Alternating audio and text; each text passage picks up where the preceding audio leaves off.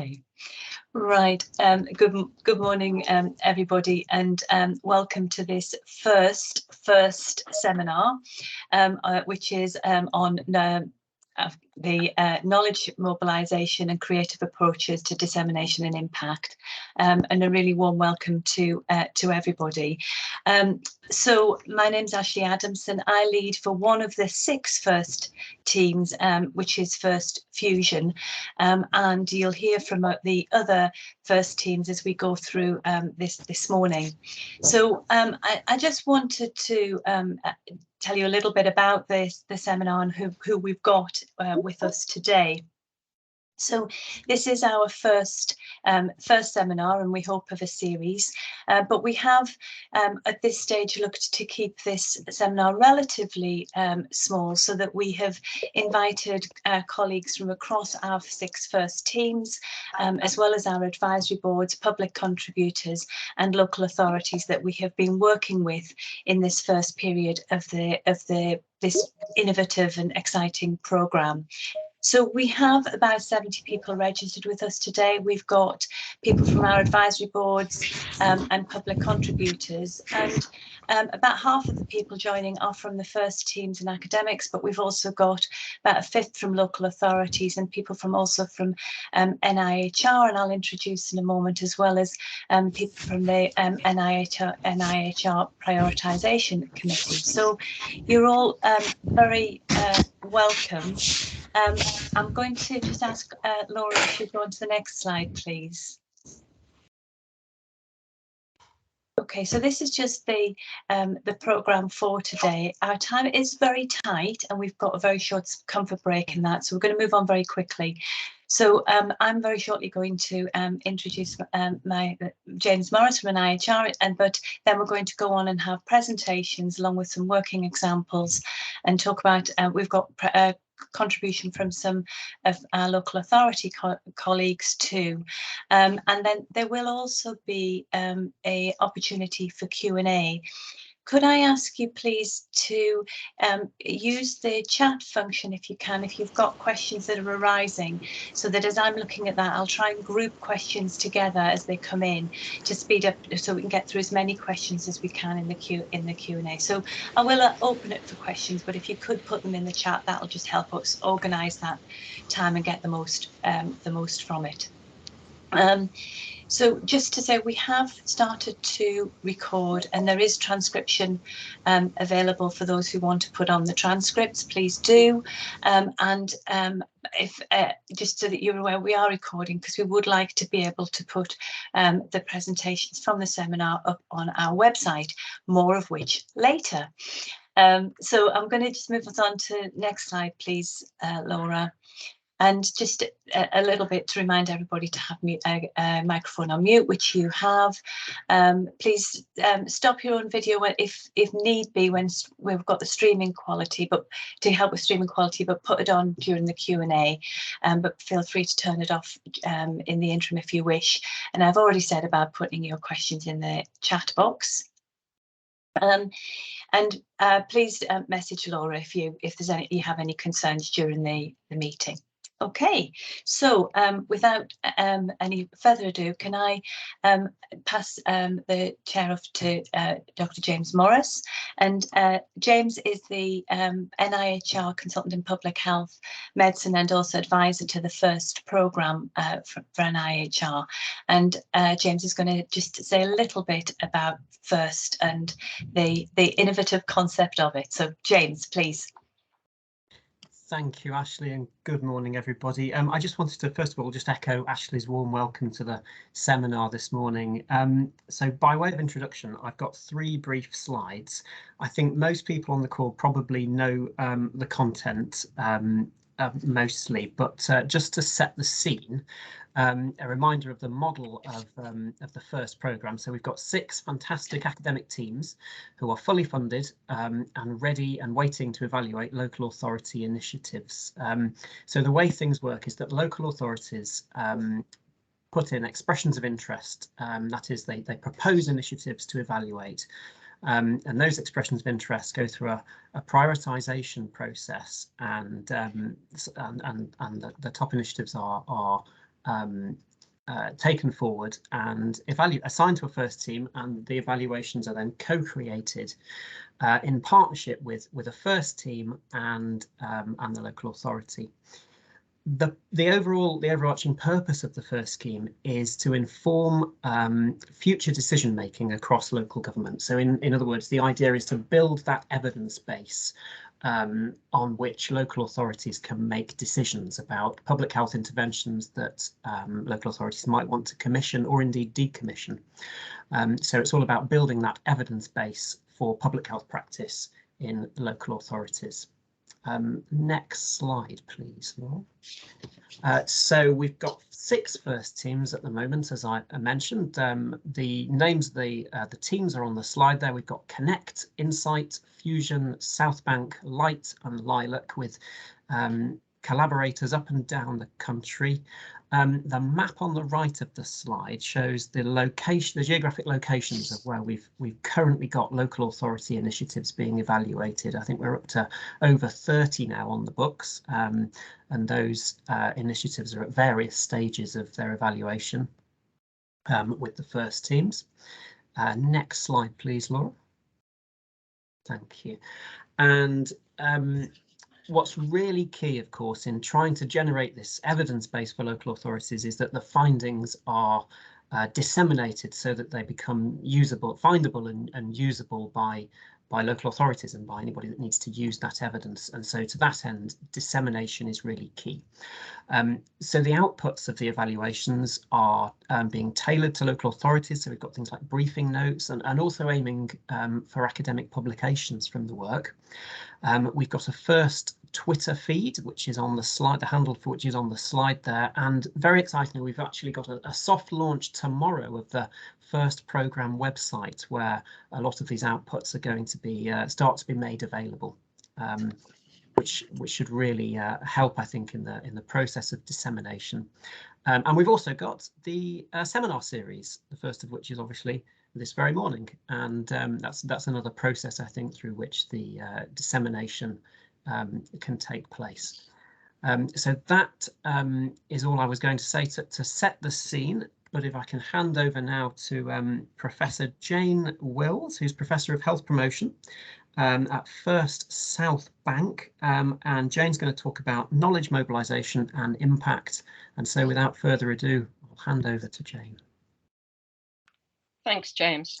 Yes, I was just going to explain some of the terms for those of you on the call who may not be familiar. There are various terms to describe the processes by which the outputs from research and evaluation are influenced by and influence policy and practice. So next slide, please, Laura. The terms knowledge translation and knowledge mobilisation are often used interchangeably, but they are different. Knowledge translation tends to be a more unidirectional process by which outputs are given or shared with policy or practice areas, whereas knowledge mobilisation is the term that we used in FIRST, and it's a much broader term because the research is produced with and moves into those areas that might benefit. And it does include, as James also alluded to, the synthesis, dissemination, exchange of information to improve health through effective services, policies, and systems. And there may be a whole range of outputs from these FIRST centres, academic articles, but as we're going to hear later, much more creative kinds of outputs. And we may also contribute to conferences, forums, networks, education and training, guidance, and so on. So as the FIRST centres develop, all of these types of outputs may also develop. Next slide, please. What is the nature of the impact from FIRST? The FIRST centres are relatively new, and their impact will be assessed in various ways. The first way may be through the nature of the evaluations that are undertaken. And in this, we will be looking at, as with traditional conventional research, rigor, originality, and significance, and the impact will also align with our local authority partners. There may also be impact on the local authority partner itself, either in their decision making, perhaps in the services that they commission or decommission, as James said, in building research capability and a cultural change in relation to research and building the evidence base. And there may also be an impact on NIHR itself in terms of its funding priorities and future ways of working. Next slide, please. We use the term knowledge very broadly in relation to FIRST, that the knowledge can be very, very broad. We have ways of working, the co-production and co-design with patient and public involvement and engagement, and our processes with local authority partners, so using PPIE as a broad term.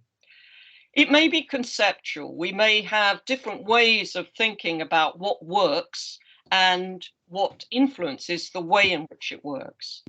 Capacity building, and obviously the changes that arise from the research and evaluation that takes place, which may be in the way services are developed and delivered and the way that workforce practices. Next slide, please.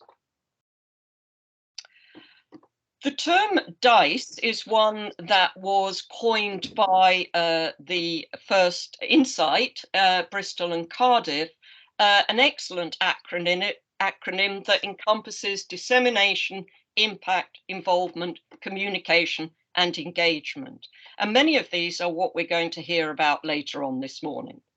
Both FIRST Insight and FIRST South Bank use the term DICE and develop bespoke DICE plans for each FIRST study or project. And that identifies early on the nature of the expected impact from the project, whether it's conceptual, a change to policy and practice and or service provision, the kinds of study outputs and types that we're expecting to produce, the nature of the dissemination and media channels that will be used both locally, nationally, and possibly internationally, and the specific academic destinations, including papers and conferences. And we're going to hear from later on other FIRST centres about some of the work that they're doing in relation to this. However, at this point, I want to hand over to Niamh Beard, who is the lead for strengthening communities at Essex County Council, which is one of the FIRST South Bank collaborators. And she's going to talk about the experience of working with an academic partner on their very innovative project. Thank you. Over to you, Niamh. Morning, everyone. Sorry I was a bit late there. I had a bit of trouble getting on. Can you hear me all right? Yeah, okay, cool. So yeah, I mean, what it's like been working with the FIRST South Bank London team. I mean, from the off, it was just incredible communication. We were never waiting to find out what was going on. It was always proactive communication from their side, which was just made the whole thing a lot easier. Obviously, it was really exciting for us to have this done. So being able to share with our kind of internal stakeholders and external stakeholders what was going on at every single point of the process was really helpful.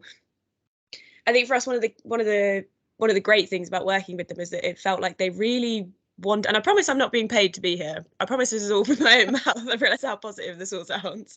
That they really wanted to know about the initiative. I think when we had our kind of first kickoff meetings and we kind of had like a team debrief afterwards, it just felt like they really, really wanted to understand the initiative from the inside out, which obviously was crucial because our initiative, as Jane said, was a little bit different, a little bit innovative. So that was really crucial, made us feel really confident in the process. And also, to be honest, made us feel really proud of what we'd achieved, being able to kind of really delve into the detail of what had happened. Another thing I just want to note as well about working with an academic team, half our project team weren't council employees. And I know you guys don't really know about the initiative, but it's essentially a group of external Facebook admins, community managers, who are not used to working with academics, had never worked with academics before, but that kind of the bridge that could have been there with that, didn't feel it at all. The team made it really accessible for them, which meant it was ultimately successful. And that was, you know, working together, finding out about the initiative, being participants themselves, and then next week presenting it together. So that was really, really fantastic. I think as well for me, kind of, I know I'm a lead for Strengthening Communities now, but I do have a research background. So just from the research methods point of view, it was really, really innovative how they captured some of this stuff. This is why we wanted to do this in the first place, is because it is a bit of an interesting initiative. Internal teams, kind of the evaluation, we only had so much at our disposal. So having the South Bank team come in and do it was fantastic. And some of the methods they used were just amazing. I love them. I'll big it up all day to everyone. So in terms of kind of how we've used the knowledge so far, so the interim findings report, we've actually used it as evidence to get continued funding for this project, which is a huge win for us. We were kind of going through I don't know how much people in the call are kind of aware of kind of, you know, governance processes and all of that, and you have to get waivers for a certain amount, blah, blah, blah. Having the interim finding, and we were struggling to get that because it was really hard to evidence with the initiative being the way it is. It's kind of hard to evidence the success of it if you're not really in it. So having those interim findings was absolutely crucial for us in securing that continued funding for the next year, which is just amazing, really. And then it kind of, for the full findings, we always had kind of two aims with it. The first one was socialising this slightly different way of working within our organisation. So from the start of this initiative, which was 2020, there was kind of some people who got it and some people who were quite scared of it, a bit risk averse to it, a bit reluctant to it, couldn't really see the value. So having this, and in particular having that the exec summary, that they've made for us has been so helpful in just starting to kind of get people to trust it a bit more, get them to take notice of it, which again, in terms of a kind of culture change thing for a council as a whole, being able to work with our residents where they actually are has been brilliant. And then the other one was kind of how do we encourage the wider system to look at working with communities in a different way, going to where they are. So that's been really good. And we've got our kind of our event to, you know, share the final findings next week. And we've got people from the VCS sector, from the statutory sector, all sorts of people coming to that. So that's going to be really great. And then also from a project team point of view, helped us kind of evaluate our forward strategy, because this is an initiative that was very COVID focused, but we've got a group of residents who are highly engaged with this. We wanted to know, you know, how do we take that from COVID time and make it useful beyond, and having these findings come out when they have as well. It was very timely. It's just kind of helped us with looking at that kind of onward strategy and how we do this moving forward. And then with the sharing of the knowledge, so as I said, we've got the event next week. So we're putting on a hybrid event. So we're going to have live streams. We're going to have the South Bank team. We're going to have the Facebook admins come in, all going to be kind of doing it together. So we're going to have kind of the academic and then the kind of real life kind of side by side, to hopefully kind of evidence it, to make sure, you know, because as I said, the research methods they've used have been so interesting, but could be potentially quite scary for people who haven't been in this world at all. So then we've got the Facebook admins presenting alongside them that kind of then embed that. What does that actually mean in real life? So I'm really excited about that. That's going to be next week. And as I said before, having that exec summary, it was so well laid out, such key points in there. And it wasn't all this is a great thing, everyone should fund this. There was real, you know, tangible actions in there, which kind of sells that credibility to it. So having that has been really good in hooking people in to come to that event, because we've obviously got, I mean, you guys will know, you've got your group of people who will always, you know, they like the method, they like the initiative, they'll come, they want to see what's going on. Then you've got your people that are kind of not sure, maybe a little bit interested in it, but don't quite trust it yet. And then obviously the people who probably aren't so much. But having that exec summary really started to bring those people who are a bit unsure excited about this initiative, which is, you know, fantastic for us. I know I don't have a long time, I've kind of forgotten how long I've got, but in kind of summary, it's been an invaluable experience for us. I think at the base of it, it gives us a really strong evidence base to push our organisation to think differently about communities, which, as a lead for Strengthening Communities, I'm incredibly grateful for. It's confirmed a lot of our assumptions with what we've been championing, and that's always quite nice. So we've been, you know, shouting for the last year that, you know, this is a good way of working. We need to kind of put some more time and investment into this. We need to think about how we can talk to our communities differently. but then actually now having that kind of tangible, verified, yes, we weren't, we weren't wrong, we weren't being biased just because it was our initiative, this does work, is fantastic for us. And it helps us kind of with partners who haven't been as involved in it. So obviously those of us that have been living and breathing the initiative, you obviously see your own work and you think, yeah, this is good, but it's a very different way of working. So, and if someone's not been involved in it at all, it does look a bit different. So having to have that kind of, that evidence base that goes, no, we know it's a bit strange, bear with us, have a look at what they've said has been fantastic. It also highlighted the need to evaluate full stop. As I said, I've got a research background. I'm all about evaluation, and I don't think we do it enough proper evaluation. As a commissioner, obviously we do, KPIs and things like that, but looking at actually what is it we are wanting to know, what is it we're actually trying to achieve with this as a kind of personal thing in my area of the organisation and wider. This has been a great way to be like, encourage people to look at evaluation and look at other sources of evaluation. It doesn't always have to be just one person figuring out what it was. You can do this with external partners. There are lots of people out there who are absolute experts in it. As I said, this is coming at a really strategic point for us. So having the opportunities and the recommendations right there to kind of help us guide those kind of strategic conversations have been great. And I just want to reiterate again, promise they've not paid me. I have enjoyed this experience a massive amount. When we started this, our project team looked a lot different, and we've had lots of people move on from the organisation. They're all coming back to find the outputs of this. Everyone's been really kind of hooked, excited to hear these findings. We've got our director of public health. We've got various senior leaders coming. People are really, really excited about it as much as I am. So that's been really great. If I would just say, if anyone is thinking about it, I highly recommend it. I think it is a bit scary sometimes to kind of put your work on with someone else to tell you how good or bad it is, but it's never ever felt like that. As I said, communication's been really, really strong, and it's only ever been about how can we champion your success and how can we kind of make this better and easier for you. How can you use this? What would you like out of this? So I would highly recommend. I don't know what time I'm meant to be stopping, but I think that's kind of the gist of it, Jane. Neve, thank Jane, please go on. Thank you very much, Neve. I think that's very helpful. And it's likely, I think, in the discussions that one of the further FIRST seminars will be about the process of working with our local authority partners. I think many of us know that it's a challenge for local government. Public health in local government doesn't always get the funding for research projects. And so this is a great example of collaboration, and we'll hear more about those in the future. Thank you. Thank you, Jane, and thank you very much, Neve, and a huge advocate for the FIRST scheme. I think one of your final comments there was it's also a bit scary. And also about having that communication and bringing people along. So you're going to always have the people who are super keen at the beginning, but you've got a group of people who are maybe a bit skeptical and think, well, do we really want our work to be evaluated in this way? And so I think that some really important points there that we can perhaps pick up on in the discussion. So I'm just going to remind everybody, if you've got any questions for either Jane or for Neve, please put them in the chat. But now I'm going to move us on to and introduce my my colleague Andrew Passy from the FIRST Fusion team. He's our knowledge exchange broker for FIRST Fusion, and Andy Whitehead, who was I think one of our very first project for FIRST at South Gloucestershire Council, and Andy's going to speak with Andrew.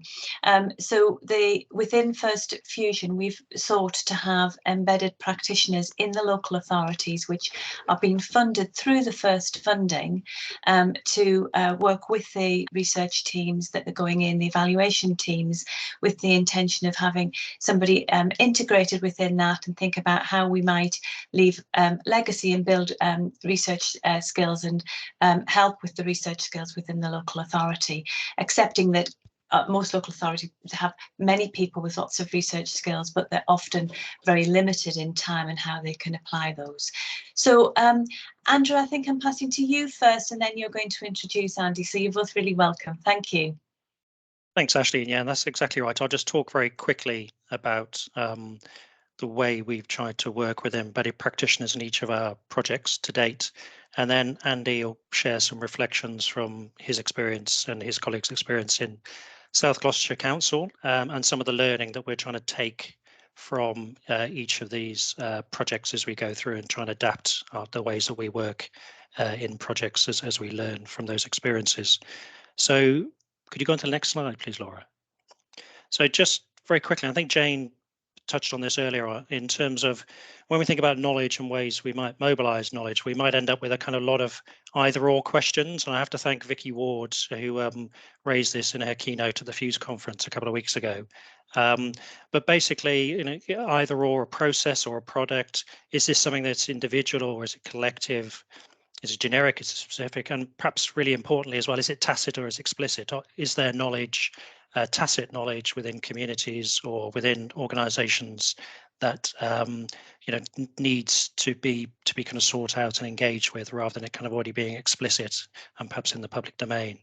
So the way that we in PHIRST Fusion have tried to, I suppose, navigate these dichotomies is to think of what I'll describe as a kind of relational approach, and key to which is involving users of knowledge throughout our projects, and embedded practitioners being one key example of this.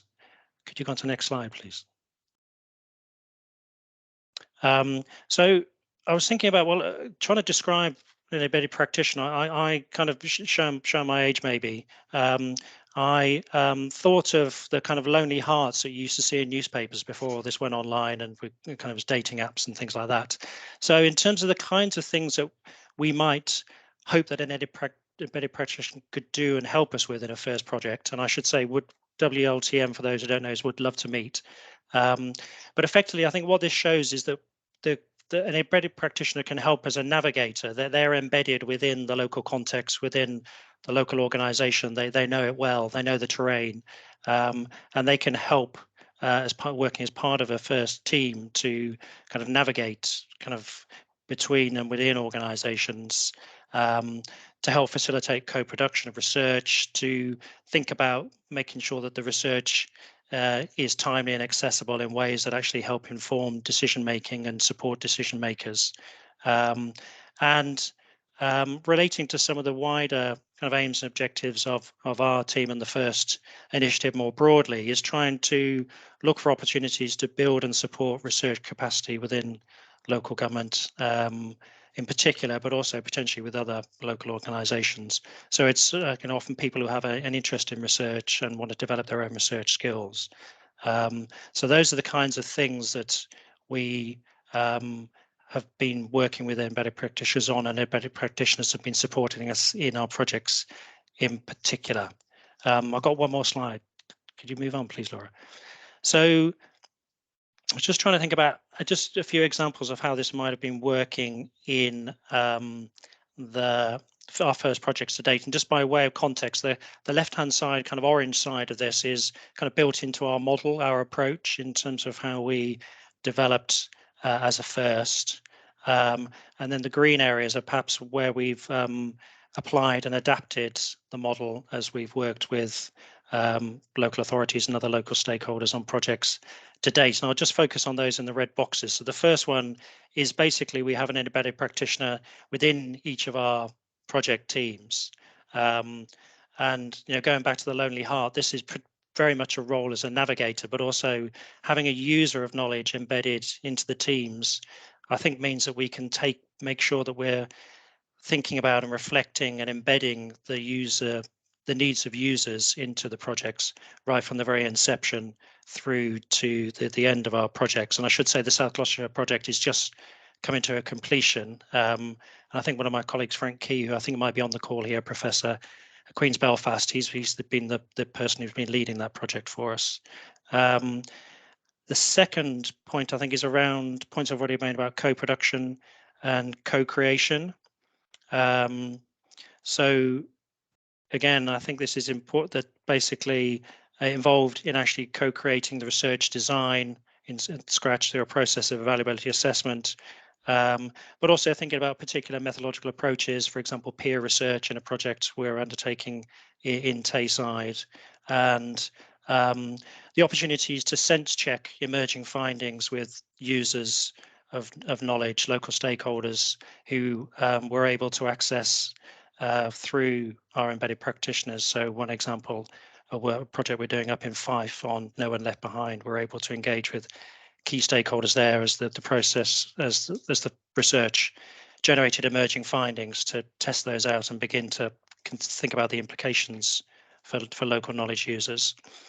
And finally, the third point is this wider point about trying to leave a legacy. So SPHR principle, this is School for Public Health Research, kind of a number of principles for knowledge sharing, the last of which is to leave a legacy. So trying to support and look for opportunities to support building research capacity and support for research within local authorities. So those, I think, are probably the three kind of particular, in a kind of fairly high level, how we've tried to work with embedded practitioners on our projects, and I think some of the impacts that those are having. But I'll hand over to Andy now, who can talk about this from a local authority perspective, to share his reflections on this project that we're just completing in South Gloucestershire. Thanks, Andrew. Yeah, I think it's useful just if I can provide a little bit of context about the project to illustrate, I think, why an embedded practitioner has been so necessary for us. So we you were sort of casting my back to May 2020, in the sort of depths of lockdown. There was this emergency active travel schemes, these travel initiatives, which were a response to COVID. We were told not to go on public transport. We were given a daily quota of in terms of our allowance for exercise. And we were all sort of more reliant on our local amenities on our doorstep. And following an example of from Europe, in places like Berlin and Paris, the government announced emergency powers to make changes to the roads to make it easier for people to get around and to sort of social distance, and for key workers specifically to get to work. So there was this immediate need to sort of emergency response for local authorities to spring into action, and the need for a multidisciplinary team to be pulled together to deliver these sort of multi-site, multidisciplinary projects to deliver changes to the highway. This time, obviously, everyone was working in isolation in their own homes, and there was a need to deliver quickly, and it was very much a moving feast. So, with all these different disciplines in local authority, your local authority colleagues would appreciate, and I'm sure everyone else looking at that local authority is quite complicated, sort of complex bodies with lots of disciplines scattered around the organisation. There's lots of information to pull together, and so that embedded practitioner who was funded and for sort of 2 days a week for a year was absolutely vital for the delivery of this project. So just to demonstrate there, so there's comms and engagement, the transport monitoring, elected members are actually key to keep involved in what was often sort of quite polarizing projects, to sort of keep them up to date. Individual project managers dealing with each site that was delivered. Public health colleagues and policy, and then the relations with the community, and so the various sort of disciplines all input into the project. And so that embedded practitioner's main sort of contact with the FIRST team was so important to navigate the complexity of the local authority. Next slide, please, Laura. In terms of our learning, as I say, yeah, the embedded practitioner was essential to deliver the project, given the nature of the work and changing priorities from government. I think a crucial thing was that political aspect and expectations of the work.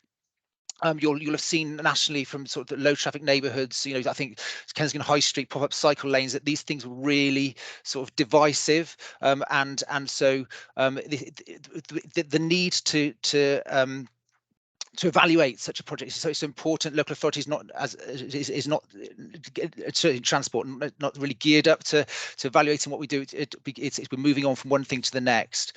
I think having the practitioner embedded was useful.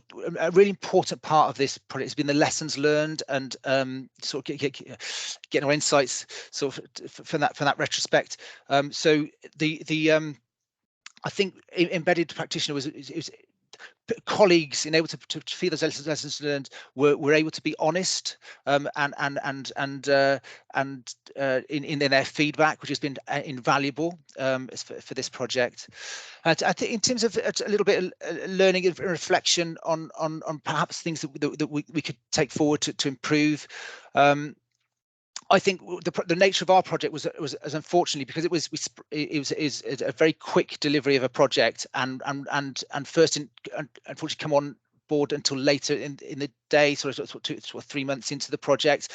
I think having an embedded practitioner involved with the project mobilisation would have been invaluable, but yeah, the nature of the project didn't really allow that. And I think so in terms of roles and responsibilities, sort of, I think we sort of be a bit clearer on our side and on both parties on who's doing what, and perhaps sort of setting up sort of governance so that pulse of just oversight on a monthly basis to keep the project on track and to inform the project going forward. So that's me. Thank you.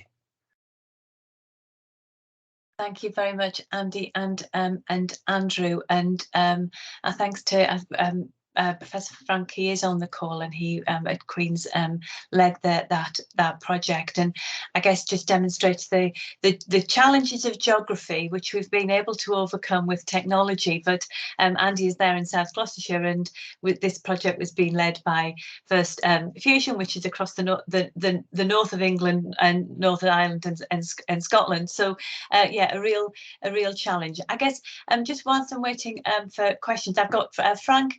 Has popped his hand up, so I'll bring Frank in, and there's some comments in the chat there as well if people would like to watch those. Frank, please. I mean, I think one of the other lessons that we've learned, and I guess it's going to be something common to all of the FIRST teams, is that we have endeavoured to bring in extra expertise that is appropriate to the problem that we're trying to solve. In the South Gloucester case, I'm not a geographer, but I was able to access a professor of geography to assist in some of the modelling of transport flows, which is something they do routinely. But I'm guessing that that is common to all of the FIRST teams, that a particular project that needs a particular niche expertise will be harnessed, I'm sure, with the goodwill of our academic departments and broader teams. So I'm appreciative of that, and I hope that aspect worked well. Thank you, Frank. And I think that wider team that our FIRST will represent is good. I've got a comment and allows us to take on projects that are not right within our expertise, but we can pull that expertise in from our wider teams. I have a question about prioritisation, and whilst I'm going to ask that question, but then I'm going to ask both Andy and Niamh if they could in a minute just reflect on perhaps what something that was the most challenging about the process. So I'll give you a moment to think about that whilst there's a comment here actually which I think is probably for James. So it was mentioned at the beginning about NIHR having a prioritised process for selecting allocated submitted EOIs. How does the NIHR prioritise or reflect how those chosen have not only reference to PPI but an inclusive process of PPI ethos embedded in the process? So I think that's probably asking how are the project selected, and to what extent is public involvement one of the criteria? Thanks, Ashley.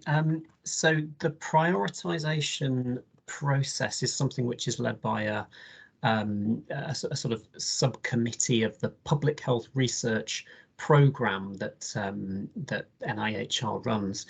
Primarily what we're looking for is initiatives that are of public health importance, that address important health and public health issues, and that also address health inequalities. There's an element also in taking into account other initiatives that are also on the book. So, for example, we wouldn't want to be evaluating initiatives that are all targeting, the same kind of topic area, so that we're managing to generate an evidence base which is broad in terms of different public health topics. I would, what I think I'd need to refer back to our secretariat in terms of the specific input of PPI. So I'll have to take that question away, I think, Ashley. But in terms of prioritization, as I say, it's health and public health, health inequalities, and then we try and get a spread of topics and also geography across the UK.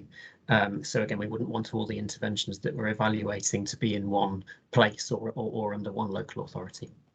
Thank you, James. And I know there will be public members on the panels for the prioritisation and so forth at that point. But I think this question was specifically about the project, and they do vary. Certainly, from our experience, they do vary quite largely for various reasons. So there is another question here about how did you recruit the embedded research practitioner? What sort of background and did they have, and what would be most valuable? I guess Andy, I'm going to come to you on that, but from our perspective, when we've been doing that, we've now had that across 6 projects, and they are of very varied skills. I guess willingness and capacity are probably the chief criteria. So we have left that to the local authorities to find somebody within their team who would like to be part of the research and evaluation process and has that interest and capacity. So those enthusiasm and capacity are probably the greatest criteria. But Andy, do you want to reflect on that? Yeah, thanks, actually. Yeah, so I'd agree. Yeah, enthusiasm and capacity. It was sort of luck really that a colleague was available at relatively short notice who got experience working with the University of West of England on transport behaviour change. So it was kind of a bit, you know, sort of a happy accident really that someone was available and could be mobilised pretty much immediately. Yeah, so. Thank you. Thanks, Andy. There's a question here about the application form for the EOIs. And again, I think just to reflect that there has been some changes since the beginning of the FIRST initiative, where both academics and the academic teams, the FIRST teams and the local authorities there's been some exchange in terms of how that EOI has been evolved, and in terms of getting some information on that.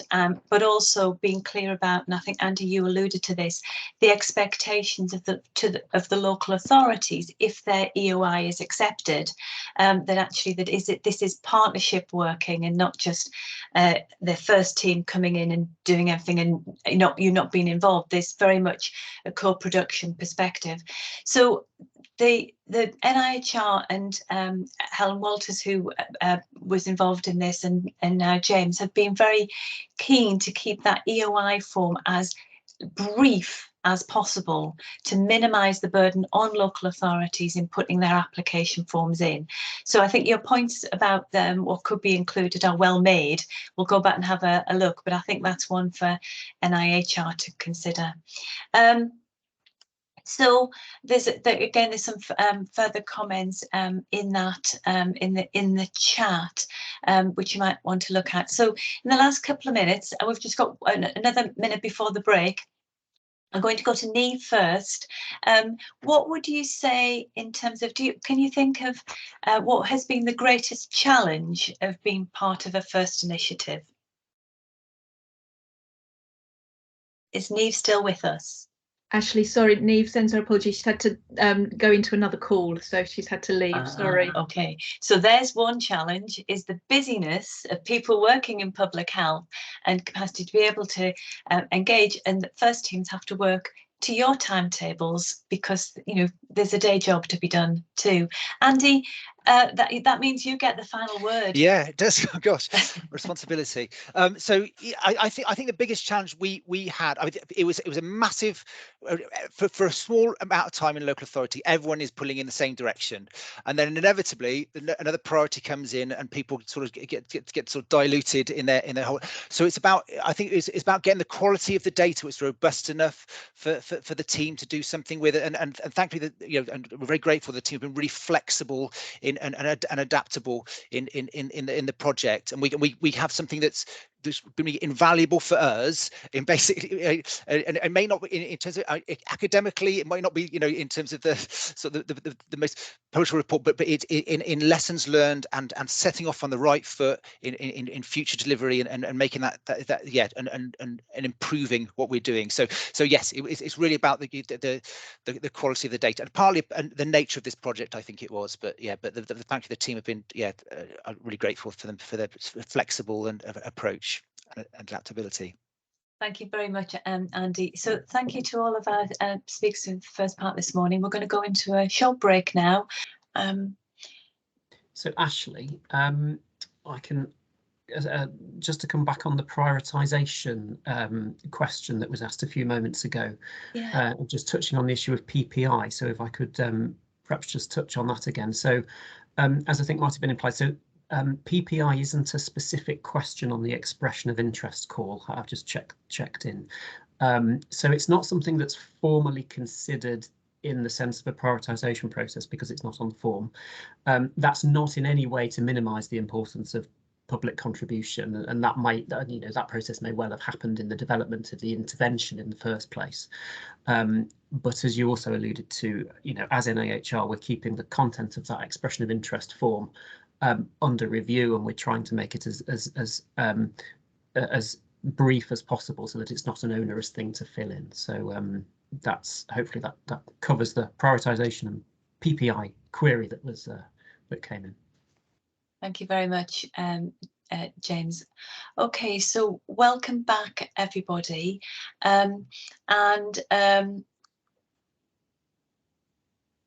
would like to just move now into our next presentation, which is quite I think timely in terms of some of the discussion, what James and also what James has just covered is an example of the PPIE and co-production. And so I'd like to welcome people from the First Connect team, Catherine Brown and Amanda Wellings.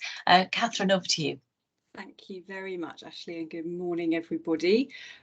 So I'd just like to give some credit to my colleague, Suzanne Bartington, who's our knowledge mobilisation lead and has led on putting the presentation together, but unfortunately has been a bit unwell, so I've stepped in to work with Amanda today on presenting the First Connect side of things. So I'm Catherine Brown, I'm Chief Investigator of the First Connect. And I'm just going to start by quickly giving a little bit of an overview of our approach to thinking about knowledge mobilisation and dissemination, and then Amanda, our PPI co-applicant, is also going to kind of join me in explaining some of what we've been up to on one of our projects recently. So in terms of our approach, we have a cross-cutting knowledge mobilisation group sort of working and thinking across all of the different projects that are allocated to our team.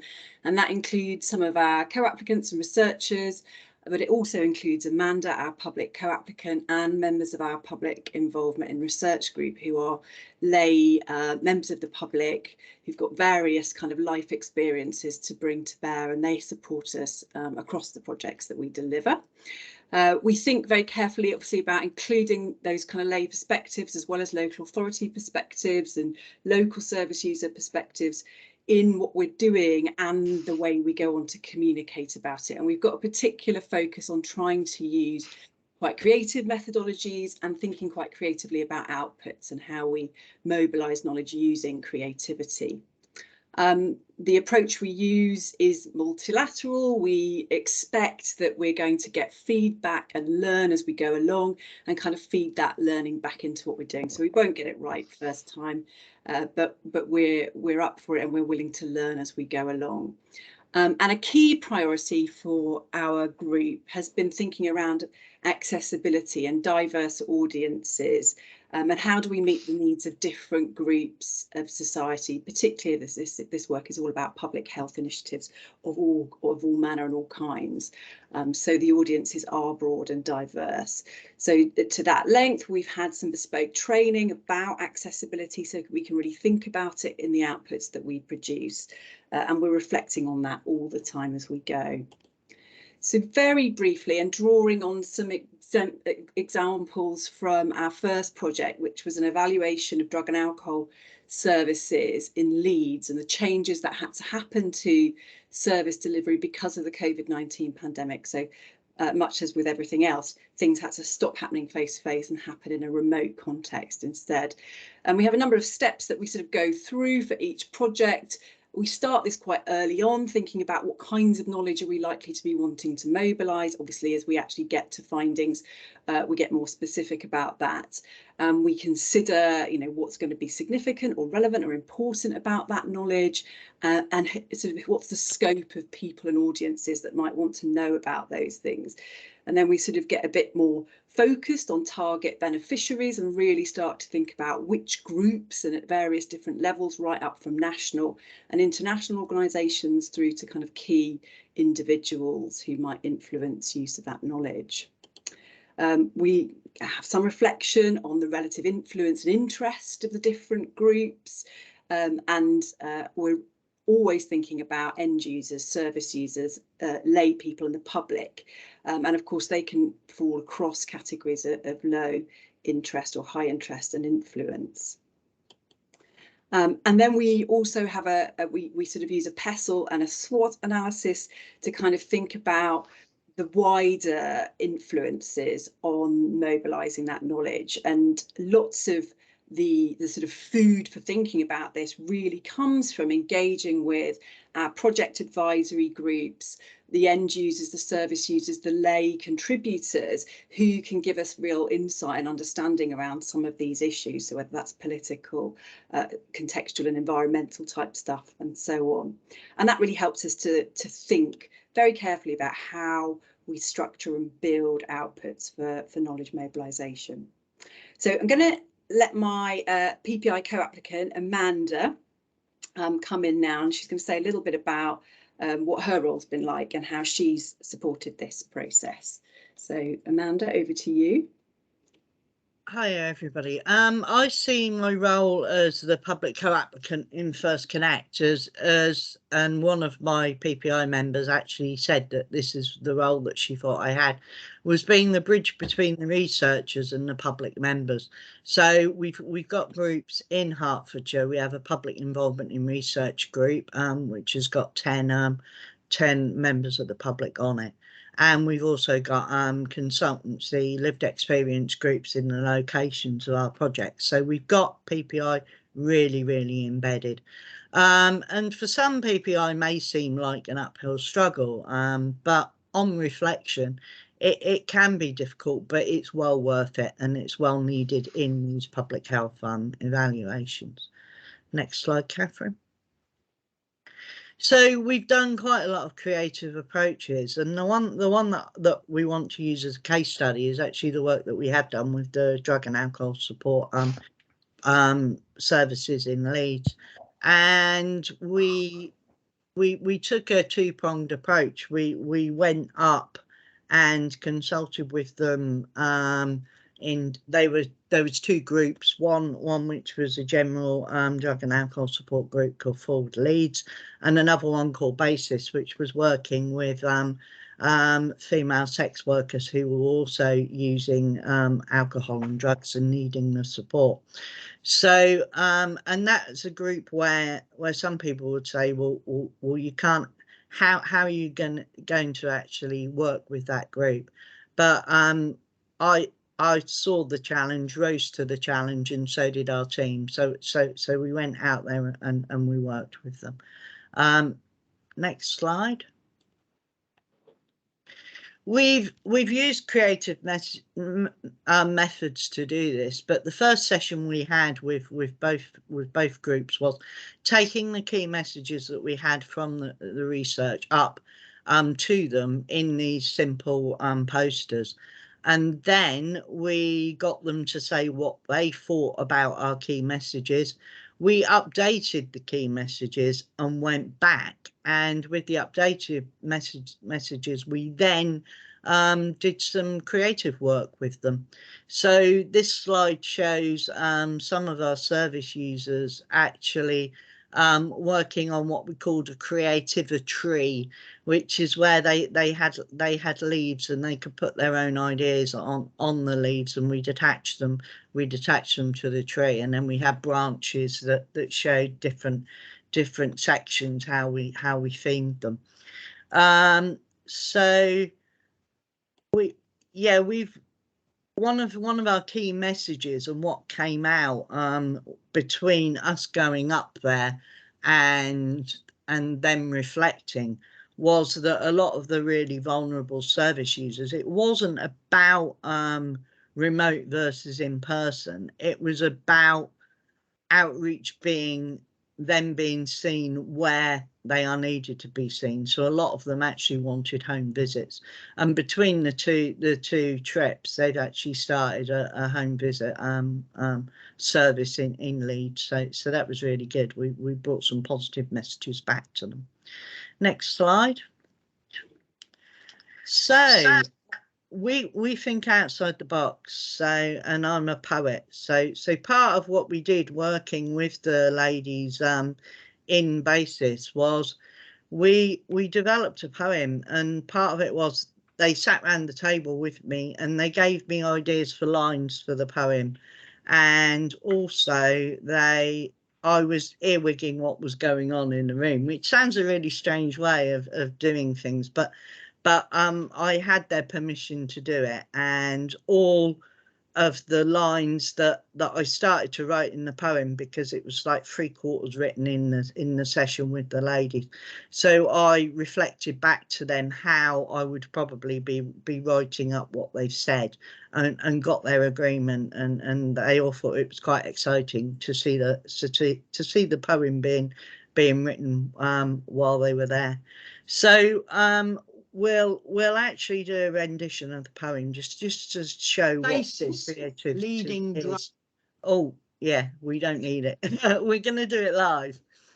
So BASIS, leading drug and alcohol support. BAE sisters, not just surviving, living. Soldiers battling a war of misfortunes, peace by mutual understanding. Rid war of judgment and prejudices. The she was culture. Trapped, unable to move beyond their pasts. You're pretty.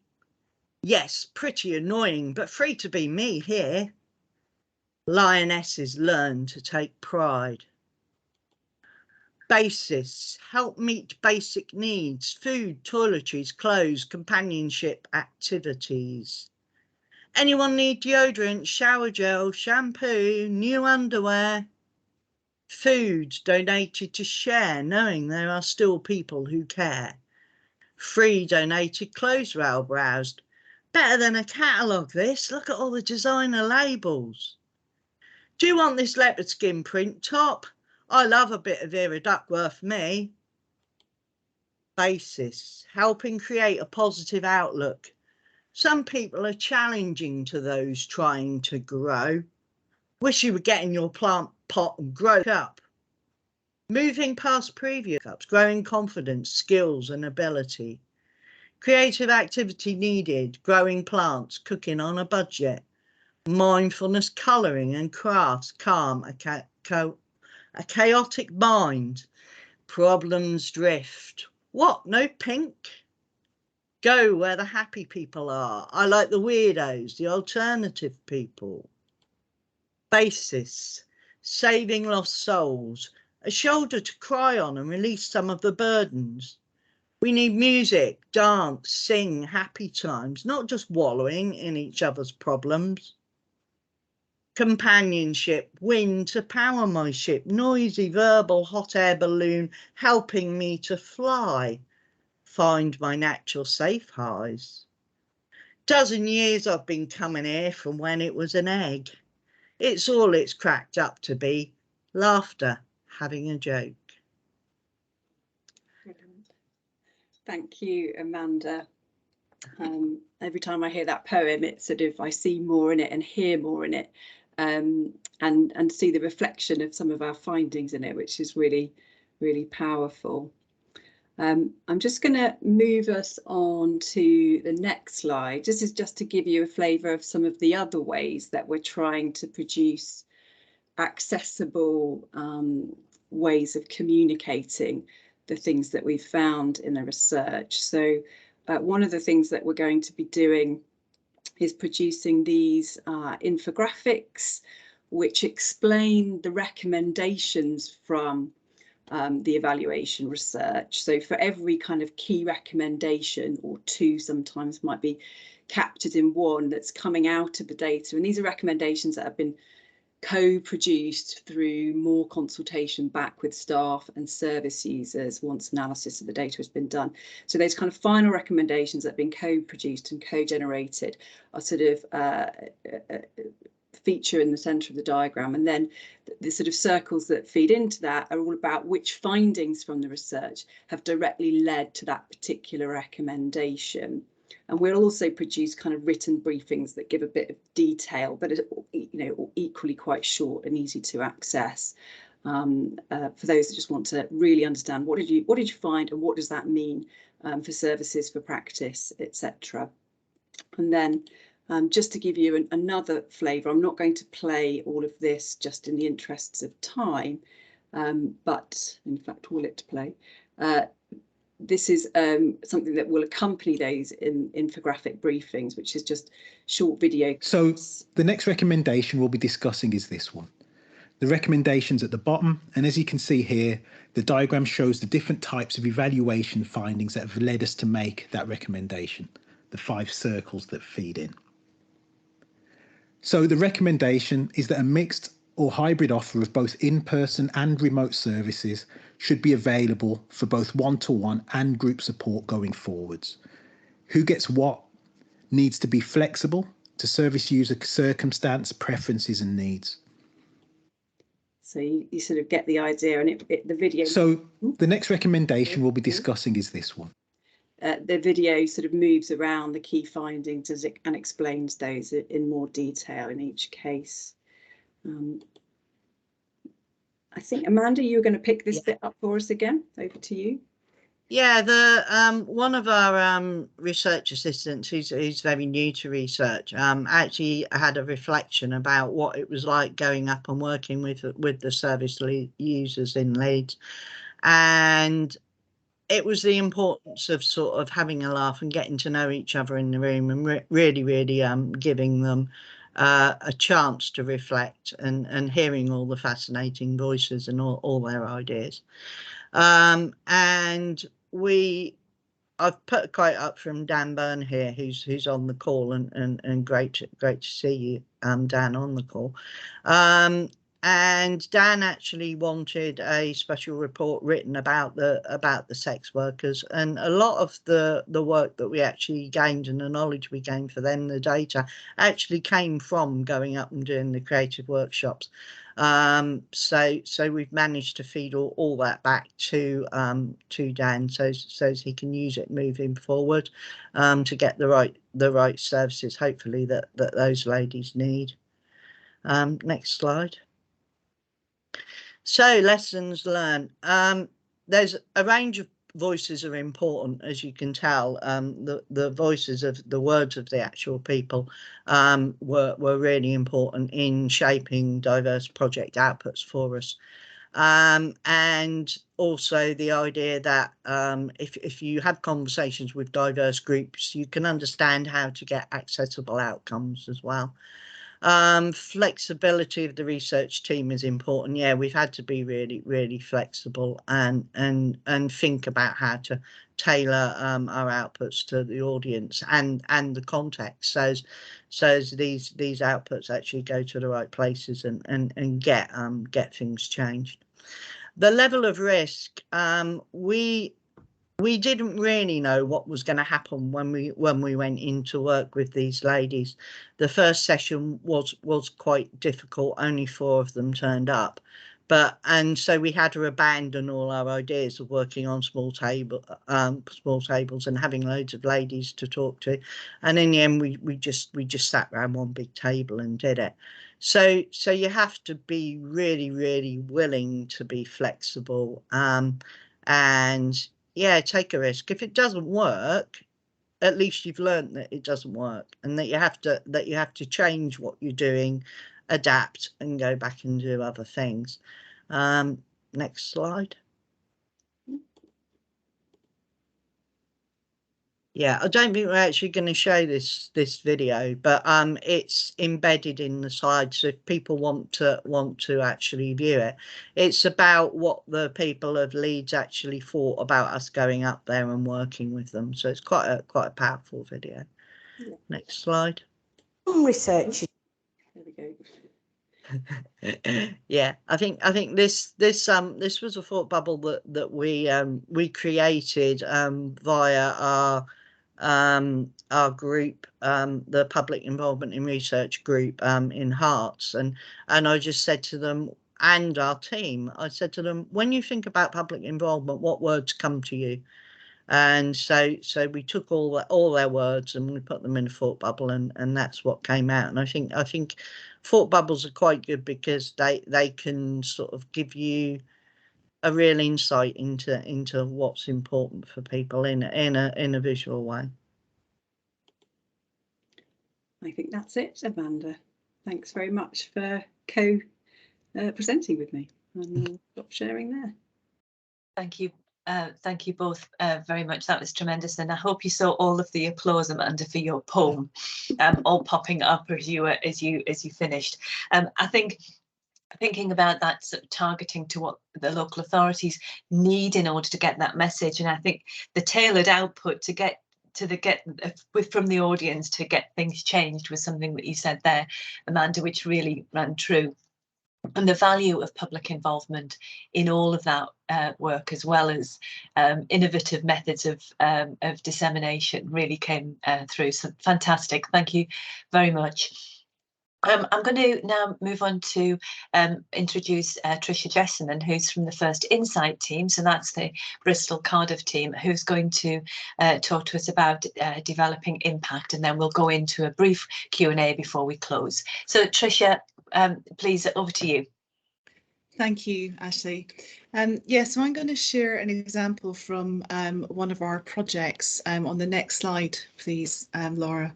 And this is one of the first projects that we had at First Insight, and it's a mixed methods evaluation of universal free school meal provision in secondary schools.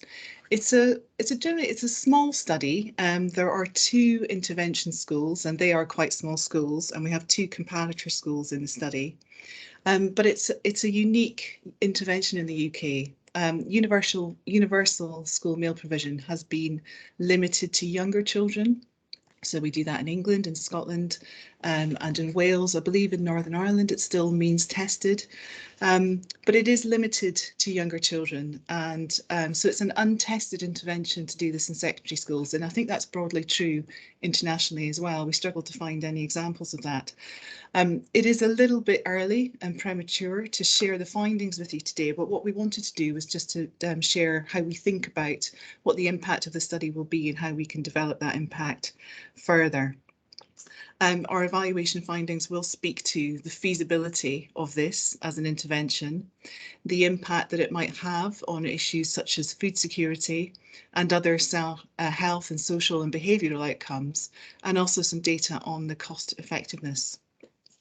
So if I can just move to the next slide, please, Laura. I wanted to give you a brief overview of the types of outputs that we will be putting out in the next couple of months. So obviously there will be academic papers. We're planning one on impact and a second on feasibility and cost effectiveness. And our plan is to make these available as preprints as soon as possible so we can get that out into the public domain quickly. The local authority that we're working with has requested that rather than a written report, they would like a slide about the study and the outputs and the outcomes, sorry. And they'll use that to share with internal colleagues and also with schools with a narrated presentation alongside that. We're planning on producing a visual, so through graphic facilitation session with young people themselves, There will be a public facing summary, and we're very lucky here at Bristol University. We have our colleagues in Policy Bristol who are very adept at producing very short, sort of two-sided policy briefings that really pull out the policy implications and are quite easily shared and understood by others. So on the next slide, I just wanted to share with you a little bit about how we think about impact, and we think of it in 3 ways as part of our DICE plan that Jane mentioned earlier. And we introduce the DICE plan as soon as we meet our local authority partners, really, and try and think together about what the outcomes and the impact of this project might be, and who needs to hear about it and how we can develop it as much as possible. And so the first way of thinking about it is conceptual. And by that we mean, how can this study contribute to the understanding of policy issues and reframing debates? So we know that the cost of living, food insecurity and school meal provision are of rising social and political concern at the moment, particularly since the pandemic and Brexit, the implications of the war in Ukraine. It's causing a huge crisis in food production. And so these things are likely to rise, these debates are likely to rise again as we move into the school holidays, and the debates about how we feed children are going to come back, I believe. And so the timing of the findings, we think, are sort of ideally placed to feed into that. So I mentioned that free school meals at the moment universally is just for younger children in the UK. In Wales, the Labour and Plaid Cymru coalition have just announced that they're going to roll out universal meal provision to all primary school children, so slightly older than is currently open to. And actually Plaid have committed to, in the areas that they control, they've committed to rolling out and including some secondary schools in that. So it's an opportunity to link with that rollout and thinking about how we can talk to colleagues in Wales, and we are Bristol and Cardiff, so we have those links there, to build on those Welsh relationships, to share the findings from this study with Welsh policymakers and feed into that debate, and possibly be ready for a larger evaluation using natural experimental methods, if indeed they do go ahead with the rollout in secondary schools. On the next slide is our second way of thinking about developing impact, so instrumental impact, so development of policies, practices and services. So at the local level, universal school free school meal provision is currently funded using Section 106 resources in the local authority. So for people who don't know what that is, but essentially it's kind of planning development money. It's agreements that are made with developers about the implications that their developments have locally. And so the money that comes from that has been used to fund free school meals in the borough, and the borough itself has addressing food insecurity as a key priority. And so it's hoped that the findings from our study will help support sustainability of using those resources to keep free school meals going in secondary school, and possibly encouraging wider rollout as well. We also have links through that with the London Borough's Food Group, who are thinking very carefully about food security as we go into the summer, so presenting the findings with them. And nationally, we were already thinking, obviously, about the interest that this would have for the Department for Education. We have a really helpful advisory group, First Insight, who met a couple of weeks ago, and they helped us think more widely about other people who would be interested in this. So the Department for Health and Social Care, obviously there's the Health Disparities White Paper that is just about to come out and we're all waiting for. DEFRA have just released their food strategy paper. The Food Standards Agency, for example, they see food security as very much within their remit. They've had 3 reports on that just in the past month. So using our policy briefing to engage with those departments and select committee members as well, and to try and influence that discussion. And we're also planning engagement with third sector organisations who are concerned with food poverty in the UK, so organisations like Sustain and the Trussell Trust. So hopefully they can use the findings from this study to make their case as well. And finally, on the last slide, we also think about research and academic impact and how the study can move that forward. So I mentioned the 2 papers that we're currently writing. The impact paper is planned for the Journal of Behavioural Nutrition and Physical Activity. and there will be a paper on intervention feasibility and cost effectiveness, hopefully in BMC Public Health. And as I mentioned, we will put those out as preprints where possible, so those are in the public domain. We're thinking about conferences, so submitting abstracts already. That acronym is the European Society for Prevention Research. We also have the Southwest Public Health Network down here. But thinking about how we can develop this research further. So I mentioned the opportunity that we have to link with the Welsh rollout and potentially a wider evaluation there. But we also think we've learnt enough in this project. We've learnt a lot about the feasibility of the intervention, but also evaluation methods and what isn't possible in this kind of study, that we're able to talk to the NIHR and think about, is it worth now thinking about a wider feasibility study involving a larger number of schools? So I'll stop there and I'll hand back to Ashley, who I think is going to chair the question and answer session. Thank you very much, Tricia. I have to say, our speakers have all kept immaculately to time, leaving our last 10 minutes right on for some questions. And I know that we have people in the audience. I just see the comment there from Jenny Gillespie about universal free school meals in Scotland up to primary 5, and there's variation across the regions. And the experiment in Wales is a great opportunity for that natural experiment. But I think more than anything, Tricia, your work, that particular project demonstrates the timeliness of some of this, and how the local authorities put that in as an EOI. And my goodness, is this the time when actually these findings are really important, thinking about food security and the importance of nutrition in schools. So I think having that rapid evidence and the potential for impact. So thank you for that. I'm going to just look at, there's a lot of information in the chat. A lot of these are comments. Jane, if you're still with us, Jane Wills, you made a comment earlier on about the potential for FIRST projects to have impact when they are quite time limited. I wonder if perhaps you would like to comment on that, Jane, and maybe we might get some reflections from others on that. Yeah, thanks, Ashley. Those people working with the FIRST centres will be aware that through the EOIs we get projects to evaluate, but they are limited, and each FIRST centre has a number of projects going on, so they're time limited.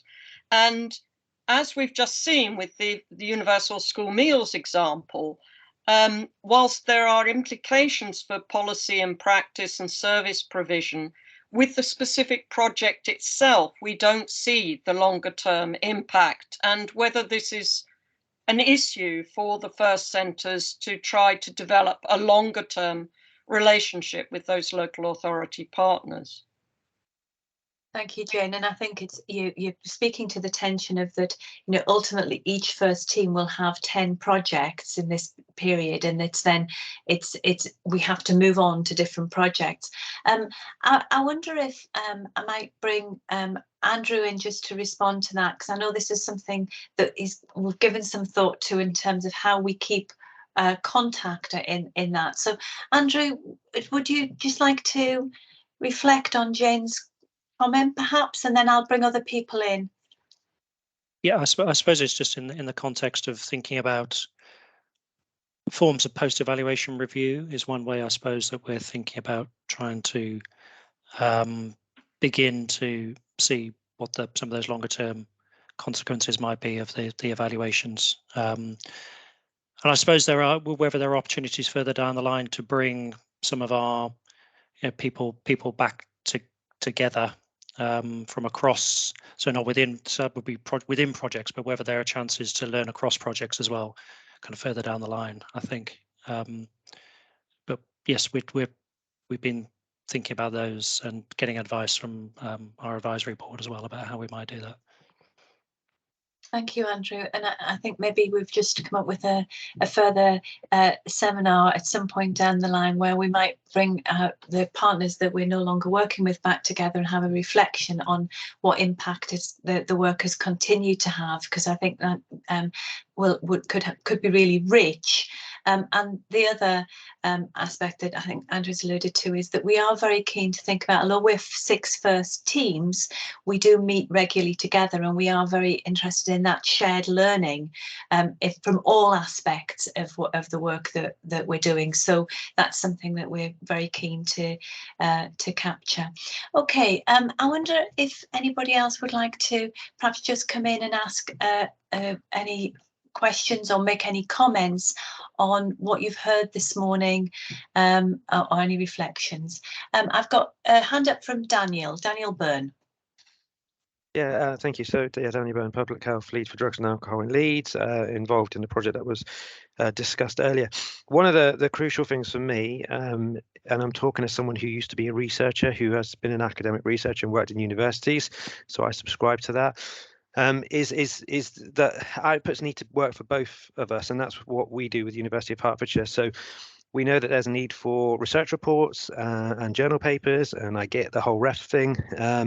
But at the same time, for us, we need stuff that's of value to us. And it was mentioned earlier, these short briefing papers are the sort of things that are targeted to either us or the services are the things that are of value to us, because I'm not going to read a 100-page research report. And it's not because I don't want to. And as I mentioned, given my background, I'm all on board with research. It's just you don't have the time in these roles. Whereas the briefing papers, like we mentioned earlier, we've had one specially done for our sex workers project. That piece of work was short, concise, and is being used now to inform the service spec for how the service works in the future. So that's a real massive impact there. And we're doing the same thing with our drug and alcohol service. So for me, I'm not saying people think this, but I've heard it before. It almost seems that those sorts of papers are seen as lesser than a research report, whereas in my world, they're way more valuable. That's my comment. Thank you. Thank you, Daniel. And we have got another hand up, but I think given that this is an ongoing discussion that we're having, and obviously our remit is initially and foremost to meet the needs of the local authority partners. Anything else is supplementary. And so, but obviously as academics, we need to have those papers too. James, do you want to just comment on what you've heard there? And I think we've got one other person who had the hand up, so I'll bring them in too. James. Thanks, Ashley. Yeah, that's a really good point, and thank you, Daniel, for sort of highlighting that. So we were clear in sort of the design of the FIRST teams that we really wanted those outputs to be maximally useful to local government, to the end users of evidence, and with that in mind, we were conscious that things like briefing notes or slide decks or whatever it is that would be most useful to local authorities would represent key outputs of the project. So it's great to hear that approach sounds like it's starting to come through and starting to work. But though again, on almost the flip side, Ashley, as you mentioned, I think having those peer-reviewed academic publications really helps to bolster the evidence base, so that we've got that, as I say, peer-reviewed academic underlying evidence, if you like. So I think both of them have their place, and so that's really good to hear those reflections. Thank you, James, and thank you very much for that comment. So next, Timothy Wilson, would you like to come in? Yes, my name's Tim Wilson. I'm a public advisor for Liverpool at the ARC Northwest Coast. It's just that I really think the public should be involved in deciding inputs, decide outputs, evaluate these, and also evaluate the ongoing process. So there you go. There's a research method: input, output, process evaluation, and maybe there's a role, down the road for participatory action research as a legacy. I mean, this is important to me. There's no time scale for me. It's life, and it should be governed by upstream public health principles. And also, there is a model to follow. Paulo Freire, a South American he developed his reflective action model, which is you have to have a dialogue, you have to have listening, you have to have some form of action, and then you have to have some sort of evaluation, and you can evaluate the implementation. No one's mentioned that word, implementation of the action. And then you reflect, and then this is an ongoing process. So maybe I'm being a bit idealistic, but to me, this is what should drive, this sort of process. Thanks. Okay, thank you, Tim. And I hope that you've been. I saw your comment in the chat, and you put the reference in there that you've just mentioned there. I hope you've been heartened by some of the contributions you've heard today, because I think that there has been that public involvement very writ large in some of these. I know that there are some of the FIRST projects which are using participatory research methods and peer researchers, and that maybe that's a topic for a further workshop. We are coming right up onto 11 o'clock, and we did say that this was going to be quite short, and I know that this conversation could go on. Please do put things in the chat, because we will capture that and look to respond to some of those and feed them back to James is watching as the NIHR lead for FIRST and seeing what's in there. So we will take account of all of those. I think I would like just to close by thanking all of our speakers, to James for being part of this from NIHR, Jane Wills, Neve Baird, Andrew Passy, Andy Whitehead, Catherine Brown, Amanda Welling and Tricia Jessamine. You've seen contributions from, I think, if not all, most of the FIRST teams today. And this was, I think I mentioned that very first seminar that we have hosted, and we're looking to host quarterly seminars, which we will look to expand. But we have had almost 100 people on the call today, which is really great to see the level of interest and also the engagement. So our next seminar is likely to be in the autumn, and probably will be around capacity building or co-producing evaluations with local authorities. So I think with that, I just want to close by thanking everybody for all of their contribution. And we have got that recording. And once again, the Twitter was I put in the chat, and our website will be launched tomorrow, and we'll be looking for comments on that. It is a soft launch, so anything you have to say, please do. Amanda, you just popped your hand up there. Did you want a final word, or you clap it? You're clapping, and I think we can all echo that. So been a great morning. Thank you all very much.